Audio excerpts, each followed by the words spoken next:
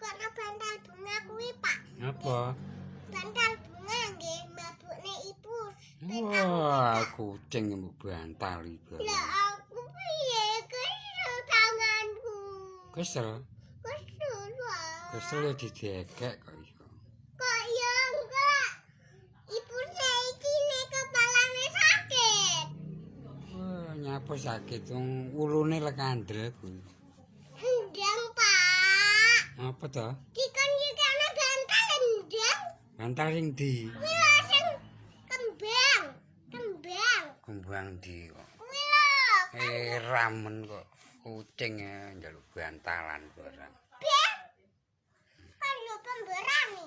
Pemberani. Nah, Kok yo.